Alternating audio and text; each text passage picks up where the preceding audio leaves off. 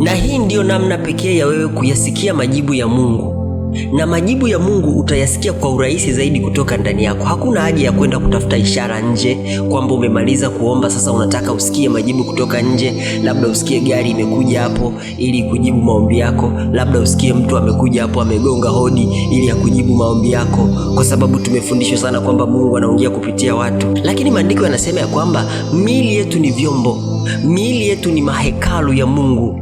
Miili yetu ndipo Mungu anakaa. Mungu anakaa ndani yetu. Mungu hakai nje yetu. Kwa kama kuna namna rahisi zaidi ya wewe kuyasikia majibu ya maombi yako, ni kutoka kwa Mungu aliye ndani yako, kwa sababu Mungu hayuko nje yako. Mungu anakaa ndani yako, kwa sababu alikufanya wewe kama chombo chake, ndicho chombo cha kutendea kazi. Kwa kama Mungu atataka kukujibu maombi yako, lazima akujibu kutoka ndani yako, kwa sababu atakutumia wewe kusolve matatizo yako. Kama Mungu anataka kusolve tatizo lililopo ndani ya uchumi wako, atakutumia wewe na akili yako. Kama Mungu anataka kusolve tatizo lililopo ndani ya familia yako, atakutumia wewe na akili yako, kwa sababu amekuumba wewe kwa mfano wake ili uweze kufanya kazi kwa mbadala ama badala yake mahali ambapo amekuweka.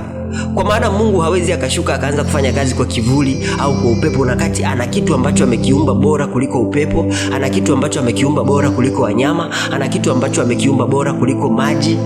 Kwa hiyo Mungu atafanya kazi kwanza kupitia wewe.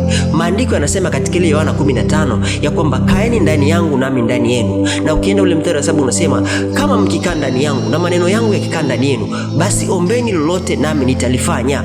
Ombeni lolote nami nitalifanya endapo maneno yangu yamekaa ndani yenu. Kwa hiyo Mungu anamaanisha kwamba kama maneno yake yamekaa ndani yetu, hapo ndipo atafanya kazi kupitia maneno yake. Nasi tunapoomba lazima tumsikilize anasema nini, kwa sababu maombi ya Mkristo sio malalamiko. Maombi ya Mkristo ni maongezi na Mungu. Unapomwomba Mungu, hapo ndipo unatakiwa usikie Mungu anasema nini. Hapo ndipo unapotakiwa kusikia Roho Mtakatifu anaongea nini. Na Roho Mtakatifu anakaa ndani yetu. Na kama Roho Mtakatifu anakaa ndani yetu, basi utamsikia kinena kutoka ndani yako. Hauwezi ukaomba ukategemea kupata ishara kutoka nje ama kusikia sauti ya Mungu kutoka nje. Unatakiwa kusikia sauti ya Mungu kutoka ndani, maana Roho Mtakatifu anakaa ndani yako. Hapo ndipo utapokea maongezi. Hapo ndipo utapokea mawasiliano. Hapo ndipo utapokea master plan. Hapo ndipo utapokea plani ya Mungu kwenye maisha yako. Unapoomba, weka fahamu zako kwa Mungu na kwa neno lake ambalo lipo ndani yako. Neno lake ambalo tayari umekwisha kulisoma, lisikilize kutoka ndani linasema nini. Unapoendelea kutafuta makusudi ya Mungu kupitia neno lake, hapo ndipo utasikia sauti nyingi kutoka ndani, na hapo ndipo utasikia Roho Mtakatifu ananena kutoka ndani. Atakachokinena Roho Mtakatifu kutoka ndani, kichukue hicho.